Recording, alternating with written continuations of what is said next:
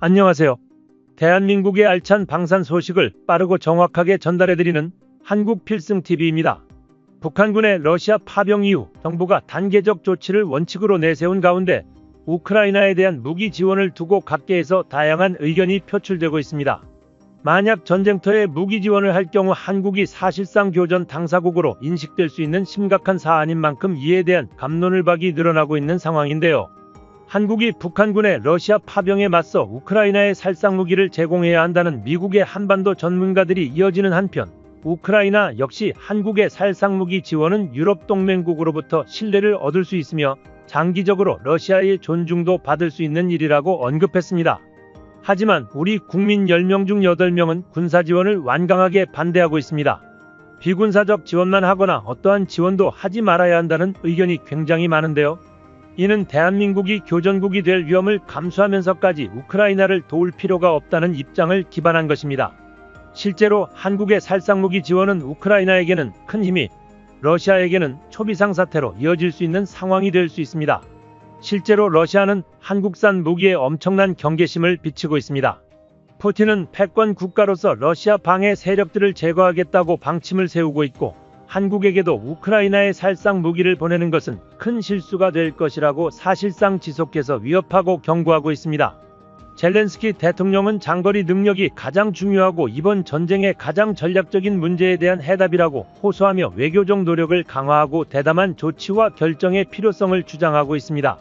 미국과 독일은 방어 목적에 한해 자국 무기를 러시아 본토로 쏠 수 있도록 제한을 일부 해제하기도 했습니다. 다만 서방은 여전히 본토를 향한 무기 사용 제한을 풀수록 확전 위험이 커질 것이라고 우려하고 있습니다. 하지만 결국 미국은 그동안 자국이 지원한 무기를 사용하여 러시아 본토를 공격하는 것을 제한해왔으나 앞서 언급했던 듯 최근에는 우크라이나가 러시아 영토 주변 지역을 공격하는 것까지 허용했습니다.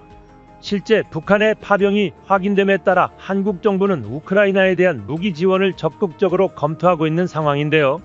국내뿐만 아니라 해외 언론에서도 러시아와 북한의 밀착이 한국의 안보에 직접적인 위협으로 작용하기 때문이라고 밝히고 있습니다. 미국도 이러한 한국의 지원 결정을 고려하고 있는 상황입니다.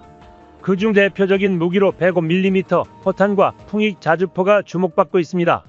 특히 이전부터 우크라이나 지원의 유력한 후보로 떠올랐던 무기는 바로 105mm 포탄과 풍익 자주포입니다.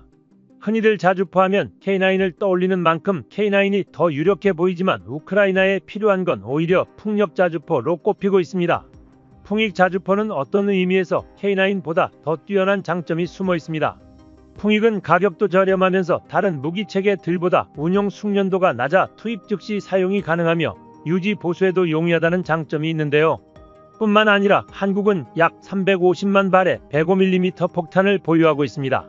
우크라이나군은 현재 서방에서 지원받은 155mm 폭탄을 주로 사용하고 있지만 그 수량이 부족하여 하루에 2,000발도 발사하지 못하고 있습니다. 이에 따라 젤렌스키 대통령은 긴급하게 155mm 포탄과 함께 105mm 포탄의 지원도 요청하고 있는데요. 현재 우크라이나는 나토 표준 무기로 세대 교체를 한 상태이기 때문에 한국의 105mm 포탄과 풍익 자주포의 지원을 받는다면 그 즉시 사용이 가능합니다. 최대 사거리는 약 11km로 분당 최대 10발을 발사할 수 있습니다. 그리고 풍익 자주포의 가장 큰 장점은 기동성과 운영 효율성이 뛰어난 것인데요. 조탄 발사 준비에 1분 채 걸리지 않으며 사격 후 30초 이내에 이동할 수 있어 치고 빠지기가 유용합니다. 러시아의 끝없는 인적 공세는 치고 빠지는 공격이 중요합니다. 155mm 포탄의 K9 자주포가 공급된다면 전쟁의 승패가 뒤바꿀 수도 있겠지만 이는 우크라이나의 사정이 정상적일 때의 이야기입니다. K9 자주포는 고도로 발전된 기술을 갖추고 있지만 결국 이 말은 우크라이나 군이 이를 효과적으로 운영하기 위해 상당한 훈련을 필요로 한다는 것을 의미합니다. 우크라이나 군은 현재 전시 상황에서 새로운 무기 체계를 도입하고 이에 맞춘 훈련을 신속히 진행하기 어려운 상황입니다.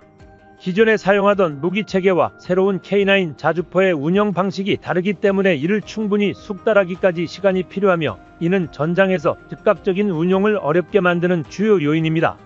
또한 K9 자주포는 고급 기술을 탑재한 무기 체계로서 이를 유지보수하기 위해서는 특정 부품과 기술이 필요한데 우크라이나는 전쟁 중인 상황에서 이러한 부품을 신속하게 공급받고 유지보수할 수 있는 체계도 구축하기 어렵습니다.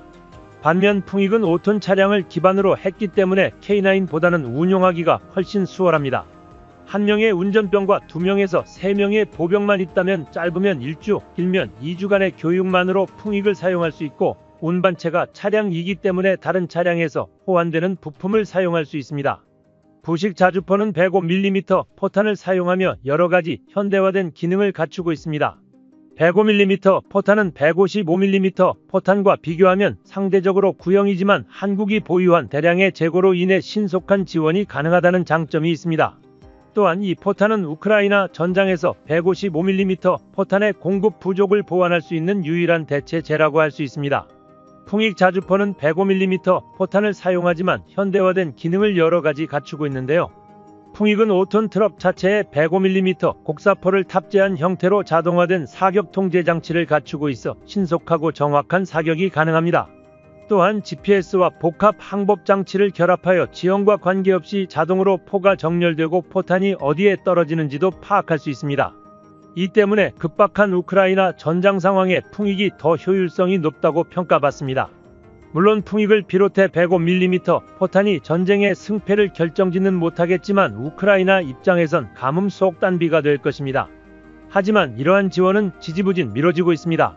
그 이유 중에는 우리 국민의 반대가 있는데요. 우리 대한민국이 교전국이 될까 노심초사하는 마음도 있지만 우크라이나의 뻔뻔한 태도가 한국인들의 마음의 문을 완전히 닫게 만들었습니다. 우크라이나와 러시아 전쟁은 2년 8개월째 이어져 오며 양측 모두 높은 피로감을 가지고 있는 상황인데 여기서 북한군의 참전은 큰 변수가 되었습니다. 젤렌스키 우크라이나 대통령은 KBS와 인터뷰를 진행하며 북한이 참전하니 한국도 무기를 달라는 다소 뻔뻔한 요구를 했는데요. 북한군에 의해 우크라이나 사상자가 발생한 후 우크라이나 고위급 인사를 한국에 특사로 보내 일단 방공 시스템 지원부터 요청한 뒤 포탄 지원 등으로 확대 요청을 이어가겠다는 태도를 보였습니다. KBS는 인터뷰에서 한국 내에는 무기 지원에 대한 강력한 반대 여론이 있다는 점을 알렸으나 젤렌스키 대통령은 러시아가 북한을 끌어들인 이상 더 이상 한국이 기다릴 필요가 없다고 언급했습니다. 물론 한국 정부는 북한과 러시아 간의 군사 협력에 대응하여 되려 독자 제재를 강화하겠다고 밝혔습니다. 군사 전문가들의 분석에 따르면 한국이 우크라이나의 무기 지원을 공식화할 경우 러시아가 북한에 대한 첨단 무기 또는 핵심 기술 지원을 강화할 가능성을 우려하고 있는데 이는 북한의 재래식 무기 현대화를 통해 한국의 안보에 매우 심각한 영향을 미치는 것뿐만 아니라 한미 동맹에 대한 억제력을 높일 수 있는 요인으로 작용할 수 있다는 것입니다. 사실상 대한민국이 북한과의 무력 충돌 시 그동안 절대적인 우위를 차지할 수 있었던 이유가 바로 국방개혁과 같은 군 현대화 사업을 지속적으로 추진했기 때문입니다. 아무리 북한이 군사적 긴장감을 조성해도 우리 국군이 절대적인 질적 우위를 점하고 있었기 때문에 북한이 양적 팽창을 주도해도 우리 군이 북한을 압도할 수 있었습니다. 하지만 러시아가 북한에게 현대화된 군 기술을 지원한다면 우리의 질적 우위는 반감될 수밖에 없는 것이 사실입니다. 이 때문에 우리 정부가 러시아의 남북회담에 촉각을 곤두세우고 있는 것입니다. 그렇다면 한국이 우크라이나의 살상이나 살상 무기를 지원하기 위한 확실한 명분이 있어야만 합니다. 국제사회에서 타국의 명분 없는 무기 지원은 오히려 우리 대한민국에게 독이 되어 돌아올 것은 분명하기 때문입니다. 하지만 대한민국은 우크라이나에 어떠한 무기를 지원하더라도 그에 대한 명분은 넘치는 상황입니다. 국가안보실장은 북한과 러시아 간의 포괄적인 전략적 동반자 관계 조약 체결에 대해 정부의 입장을 표명했는데요.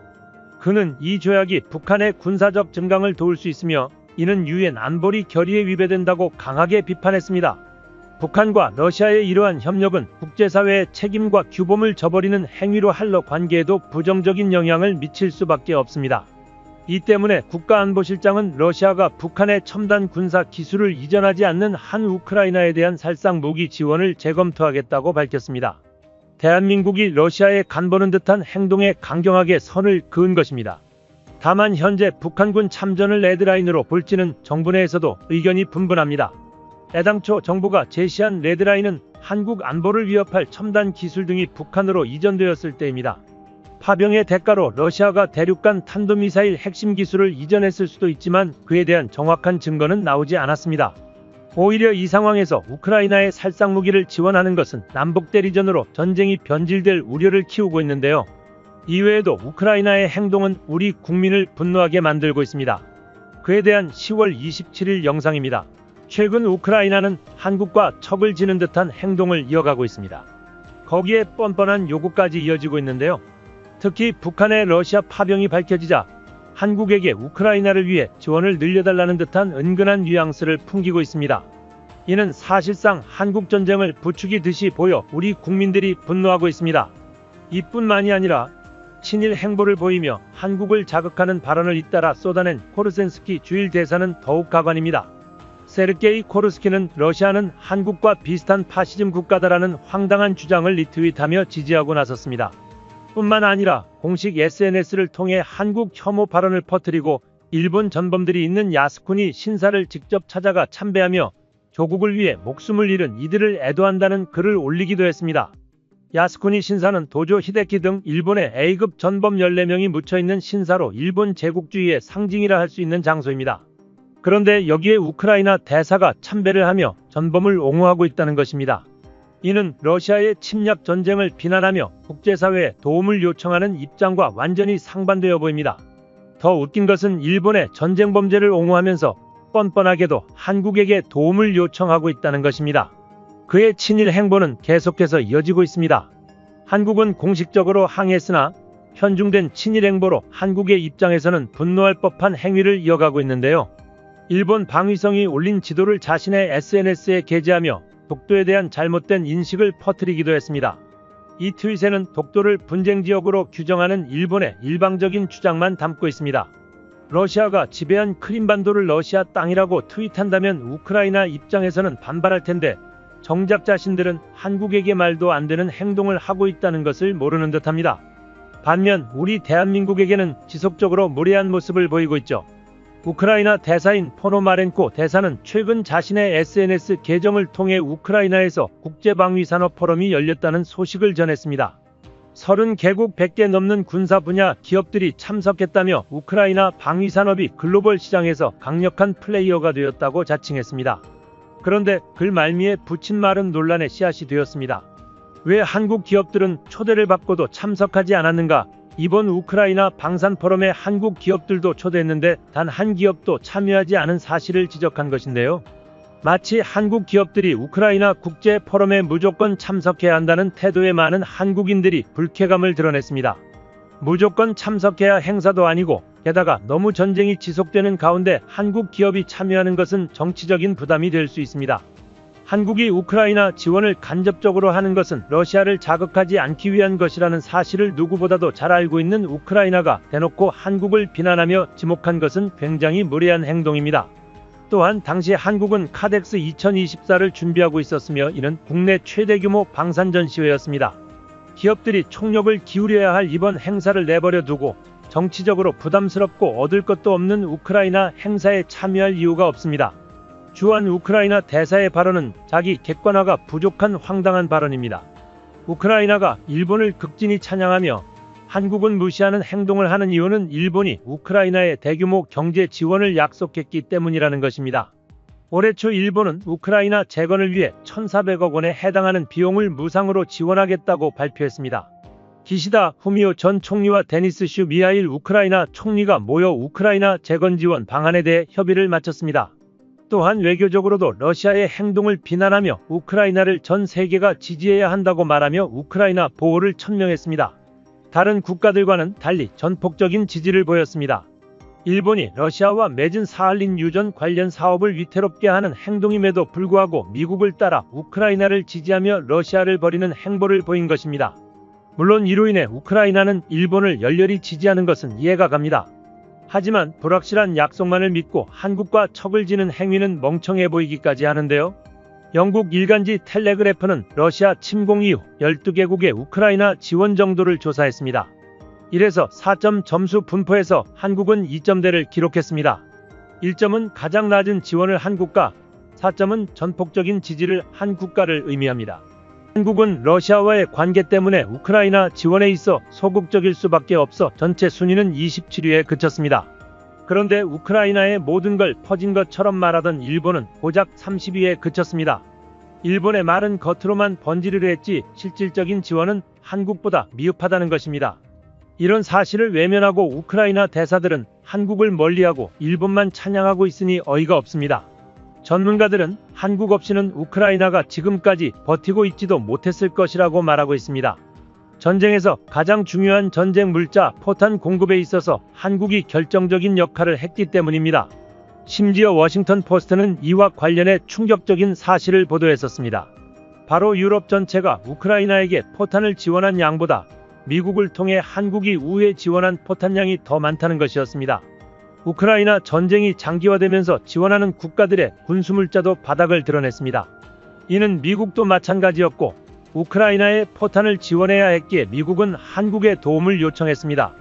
한국은 미국의 요청에 따라 우크라이나에 수십만 발의 포탄을 우회 지원했습니다. 러시아의 심기를 거스르지 않고 우크라이나를 지원하기 위한 최선의 선택이었습니다. 우크라이나가 전쟁에서 군사적 목표를 달성하기 위해서는 최소 월 9만 발의 포탄이 필요합니다. 이를 계산하면 최소 33만 발 이상의 155mm 포탄이 필요한데 미국 공장을 아무리 가동해도 이 정도 수량을 맞추기는 불가능에 가깝습니다. 결국 우크라이나가 전쟁을 계속할 수 있었던 것은 사실 한국의 무기 지원 덕분이었습니다. 만일 한국이 끝끝내 포탄 지원을 하지 않았더라면 우크라이나 전역은 이미 러시아에게 넘어갔을 것입니다. 러시아도 이 사실을 잘 알고 있었습니다. 우회 지원에 대해 공식적으로 문제 삼지는 않았지만 간접적으로 한국을 비난했습니다. 한국이 본격적으로 우크라이나에 살상 무기를 지원하겠다는 의사를 밝히자 러시아는 즉각 성명을 발표하며 강경 대응을 했습니다. 한국의 무기가 우크라이나에 직접적으로 흘러들어간다면 러시아는 전쟁에서 승리할 수 없다는 판단을 했기 때문입니다. 그만큼 러시아 입장에서 한국의 개입은 위협을 초래하는 사태라는 것입니다.